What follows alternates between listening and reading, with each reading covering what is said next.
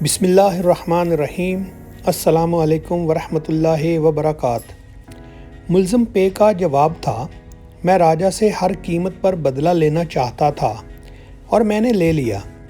دوسرے ملزم سے بھی پوچھا گیا، یہ اپنے فعل پر شرمندہ تھا اور اس کا کہنا تھا، مجھے اندازہ نہیں تھا میری غلطی کا اتنا خوفناک نتیجہ نکلے گا۔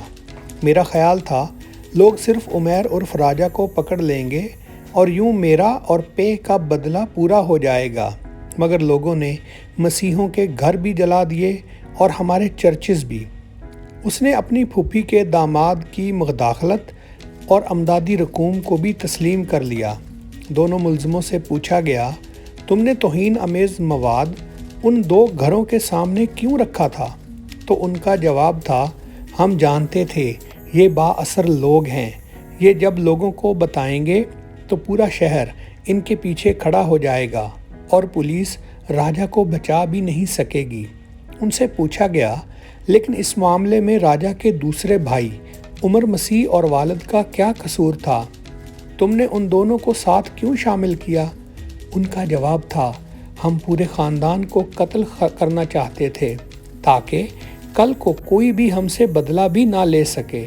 اب ہم مسلمانوں کے رد عمل کی طرف آتے ہیں۔ میں پچھلی سطروں میں بتا چکا ہوں، عیسائی آبادی کے گھروں اور چرچز پر ایک ہی پیٹرن میں حملہ ہوا تھا۔ کیا یہ محض اتفاق تھا؟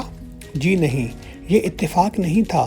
جڑاوالا میں دو مذہبی سیاسی جماعتوں کا غلبہ ہے، ان کے ہزاروں کارکن ہیں اور یہ سب واٹس ایپ گروپوں میں ایک دوسرے سے رابطے میں ہیں۔ یہ دونوں تنظیمیں ایک دوسرے کی مخالف ہیں، مگر یہ مشترکہ ایشوز پر ہمیشہ ایک دوسرے کا ساتھ دیتی ہیں۔ 16 اگست کو بھی یہی ہوا۔ قرآن مجید کے شہید اوراق ملتے ہی دونوں نے یہ ایشو واٹس ایپ گروپوں میں ڈال دیا اور یوں چند ہی منٹوں میں یہ خبر پورے فیصل آباد ڈویژن میں پھیل گئی۔ یہ اس کے بعد اپنے کارکنوں کی رہنمائی بھی کرنے لگے۔ کارکنوں کو گروپوں کے ذریعے بتایا جاتا تھا، آپ نے گھر سے تیل اور پیٹرول لے کر نکلنا ہے، آپ کے ہاتھوں میں ڈنڈے، گینتیاں، ہتھوڑے اور راڈز ہونے چاہیے، آپ نے کس راستے سے کہاں آنا ہے اور کس عمارت پر حملہ کرنا ہے۔ یہ انفارمیشن اور ہدایات چند منٹوں میں پورے علاقے میں پھیل گئیں اور اس کے نتیجے میں پورے فیصل آباد ریجن سے لوگ ٹرکوں، ویگنوں اور ٹرالیوں میں جڑاوالا آتے گئے اور مسیحی برادری کے گھر اور چرچ جلاتے گئے اور پھر واپس بھی نکل گئے۔ پولیس انہیں روکنے کی کوشش کرتی رہی، مگر ہجوم زیادہ اور روکنے والے کم تھے، چنانچہ جڑاوالا جلتا رہا اور پوری دنیا اس کا تماشا دیکھتی رہی۔ میں یہاں پولیس کے 3 اہم اقدامات کی تعریف کروں گا۔ پہلا قدم، پولیس نے بروقت علاقہ خالی کروا کر بہت سی جانیں بچا لیں۔ اس سانحے میں کسی کی جان گئی اور نہ ہی کوئی زخمی ہوا۔ دوسرا، پولیس 1 ہفتے میں تحقیقات مکمل کر کے اصل پلان اور اصل ملزموں تک پہنچ گئی۔ اور 3، پولیس نے 2 ہفتوں میں علاقے میں بھائی چارے اور رواداری بھی پیدا کر دی۔ یہ علماء اکرام کو چرچز میں لے کر گئی اور پادریوں کو مسجدوں میں۔ دونوں نے ایک دوسرے کی عبادت گاہوں میں کھڑے ہو کر امن اور بھائی چارے کا پیغام دیا۔ اس کے نتیجے میں چند دنوں میں حالات بھی معمول پر آ گئے اور مذہبی رواداری بھی پیدا ہو گئی۔ لیکن سوال یہ ہے، کیا اس ایشو کا کوئی مستقل حل موجود ہے؟ جی ہاں، ہے، اور ہم اب اس کی طرف آتے ہیں۔ ہم مسلمان سب سے پہلے یہ بات پلے باندھ لیں، دنیا کی کوئی طاقت ہمارے خدا، ہمارے قرآن مجید اور ہمارے رسول صلی اللہ علیہ وآلہ وسلم کی توہین نہیں کر سکتی۔ یہ تینوں تمام تر جسارتوں اور توہین سے بالا تر ہیں۔ دوسرا، اگر کوئی بدبخت یہ حرکت کرتا بھی ہے تو ہمیں فوراً اشتعال میں نہیں آنا چاہیے، ہمیں سب سے پہلے توہین کی وجہ دریافت کرنی چاہیے۔ عین ممکن ہے جڑاوالا کے پے کی طرح اس جسارت کا مقصد کسی سے بدلہ لینا یا پھر ملک میں افراتفری پھیلانا ہو۔ دوسرا، یہ بھی ممکن ہے یہ جسارت کسی فاطر العقل یا پاگل شخص نے کی ہو، اور اسلام میں پاگلوں پر کوئی حد نہیں لگتی، لہٰذا ہمیں یہ بھی تحقیقات کر لینی چاہیے کہ جسارت کرنے والا شخص پاگل یا فاتر العقل تو نہیں، اور کہیں اس کا مقصد معاشرے میں انتشار پھیلانا یا کسی سے بدلہ لینا تو نہیں۔ تیسرا، ہم ایک ریاست اور معاشرے میں رہ رہے ہیں۔ اس معاشرے کے اپنے قوانین اور ضابطے ہیں۔ بحیثیت شہری ہمیں ان رابطوں اور قوانین کو ہاتھ میں نہیں لینا چاہیے۔ ہمیں چاہیے ہم پولیس اور علماء اکرام سے رابطہ کریں اور یہ معاملہ ان پر چھوڑ دیں۔ اگر علماء اور پولیس اس نتیجے پر پہنچ جاتے ہیں کہ گستاخی کرنے والا شخص واقعی گستاخ ہے تو پھر اسے قانون کے مطابق سزا مل جائے، اور اگر اس شخص کو بے گناہ قرار دیتے ہیں تو پھر ہمیں پولیس اور علماء کی رائے کا احترام کرنا چاہیے۔ ہمیں بہرحال فسادی کا کردار ادا کرنا نہیں چاہیے۔ 4، ہم کسی شخص کے جرم کی سزا اس کے پورے خاندان، قبیلے یا کمیونٹی کو دینا انسانیت نہیں سمجھتے۔ کسی ایک شخص کی جسارت، گستاخی یا سازش کے بعد پوری کمیونٹی کے گھر جلانا کہاں کا انصاف اور کہاں کا اسلام ہے، اور یہ کہاں کی دانش مندی ہے؟ اور 5، کسی شخص کے انفرادی فعل کے بعد ان کے گھروں یا عبادت گاہوں پر حملے کی کیا تک بنتی ہے؟ اس میں چرچز، مندروں، ٹیمپلز اور جماعت خانوں کا کیا قصور ہے؟ ہم انہیں کس چیز کی سزا دیتے ہیں؟ یہ تمام نکات عام لوگوں کے لیے تھے۔ ہم اب حکومت کی طرف آتے ہیں۔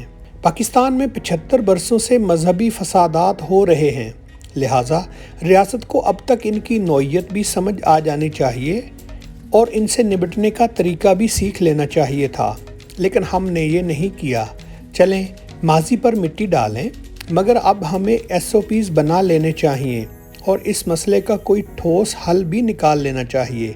میری دانست میں پہلا حل مکس سوسائٹی ہے۔ ہم نے بدقسمتی سے ملک کو چھوٹے چھوٹے پاکٹس میں تقسیم کر دیا ہے۔ کراچی جیسے شہروں میں بھی مہاجروں، سندھیوں، پٹھانوں، بلوچیوں اور میمنوں کے علاقے الگ الگ ہیں۔ پورے ملک میں ہندو، سکھ اور عیسائی الگ الگ محلوں میں رہتے ہیں، اور یہ پاکٹس فساد کی اصل جڑ ہیں۔ ان پاکٹس میں کوئی ایک شرپسند افواہ پھیلاتا ہے اور پورا علاقہ تحقیق کے بغیر تلواریں لے کر نکل کھڑا ہوتا ہے۔ ہم جب تک پاکستانیوں کو آپس میں مکس نہیں کریں گے، عوام اس وقت تک ایک دوسرے کو نہیں سمجھیں گے اور درمیان سے نفرت اور دوری کی دیواریں ختم نہیں ہوں گی۔ اس چیز کا ادراک لی کوان یو نے سنگاپور میں 50 سال پہلے کیا تھا، لہٰذا اس نے عمارتی بلاکس میں مختلف مذاہب اور قوموں کے کوٹے رکھ دیے۔ اس کا یہ فائدہ ہوا، ہر بلاک میں چینی، ملائی، بدھ، ہندو اور مسلمان اکٹھے رہتے ہیں، نتیجتاً وہاں کسی قسم کا کوئی فساد نہیں ہوتا۔ ہماری حکومت کو بھی چاہیے یہ کوئی ایسی پالیسی بنائے جس کے نتیجے میں لوگ پاکٹس کی بجائے مکس ہو کر رہیں۔ اس سے نفرت اور دوریاں دونوں ختم ہو جائیں گی۔ دوسرا، حکومت ملک میں بین المذاہب کمیٹیاں بنا دے۔ یہ کمیٹیاں مستقل ہوں اور جب بھی نفرت، جسارت یا توہین کا کوئی بھی واقعہ پیش آئے تو یہ ایشو سب سے پہلے اس کمیٹی کے پاس جائے، کمیٹی تحقیقات کرے اور اگر معاملہ جھوٹا نکلے تو یہ باقاعدہ اعلان کرے، اور اگر واقعہ سچا ہو تو یہ ملزم کو فوری طور پر پولیس کے حوالے کر دے اور پولیس ضابطے کی کارروائی شروع کر دے۔ مگر کسی بھی صورت میں عوام جمع ہوں گے اور نہ ہی کسی پر حملہ کیا جائے گا۔ تیسرا، پاکستان میں ماضی میں پولیس کے مخبر ہوا کرتے تھے۔ یہ محلوں اور گلیوں میں پنپنے والی ایک ایک سازش کی اطلاع پولیس کو دے دیا کرتے تھے۔ یہ سلسلہ بعد ازاں ختم ہو گیا۔ میرا مشورہ ہے حکومت فوری طور پر اسے بھی بحال کر دے۔ یہ حساس علاقوں کو گرین، یلو اور ریڈ 3 رنگوں میں تقسیم کر دے اور ان میں اپنے مخبر چھوڑ دے۔ مخبر باقاعدہ ملازم ہوں اور یہ ان لوگوں میں رہ کر اندر کی صورتحال کی اطلاع دیتے رہیں، اور ریاست ان مخبریوں کی بنیاد پر حادثوں اور سانحوں سے قبل ملزموں تک پہنچ جائے۔ چوتھا، حکومت ایک ہی بار دل بڑا کر کے تمام مساجد کا چارج اپنے ہاتھ میں لے لے۔ یہ امام اور مؤذن باقاعدہ بھرتی کر کے مساجد میں تعینات کرے اور انہیں شاندار تنخواہیں دے تاکہ یہ لوگ ریاست کی نظروں میں بھی رہیں اور انہیں ہاتھ بھی نہ پھیلانا پڑے۔ مجھے معلوم ہے اس تجویز کے جواب میں حکومت ابتر معاشی صورتحال کا رونا روئے گی، لیکن اس کا حل بھی موجود ہے۔ حکومت اس کے لیے مسجد فنڈ کا اعلان کر دے۔ مخیر حضرات اس فنڈ میں رقوم جمع کرا دیا کریں اور ان رقوم سے مسجدوں کی دیکھ بھال اور صفائی ستھرائی کا کام بھی ہوتا رہے اور عملے کی تنخواہیں بھی نکلتی رہیں۔ حکومت یہ ذمہ داری مذہبی NGOز کو بھی سونپ سکتی ہے، تاہم امام اور مؤذن کا تقرر بہرحال حکومت کرے اور خطبہ اور تقریروں کا مواد بھی یہ اماموں کو بھجوائے۔ اور آخری تجویز، خدا کے لیے مذہب کو ذاتی معاملہ قرار دے دیں اور لوگوں کے مذہبی عقائد پر تنقید کو قابل سزا جرم بنا دیں تاکہ لوگ سنبھل کر گفتگو کیا کریں، لوگوں کے عقائد پر تنقید نہ کر سکیں۔ اس سے بھی انتشار میں کمی آئے گی۔ اور میرا ذاتی خیال ہے ہم نے اگر اس صورتحال کو ابھی سے کنٹرول نہ کیا تو تقسیم در تقسیم معاشرہ کسی بھی وقت ایٹمی ری ایکٹر ثابت ہوگا اور یہ ریاست کا سارا سٹرکچر اڑا کر رکھ دے گا۔ شکریہ دوستو، ہمارے چینل کو سبسکرائب کریں، ویڈیو اچھی لگی تو لائک کریں۔ السلام علیکم ورحمۃ اللہ وبرکاتہ۔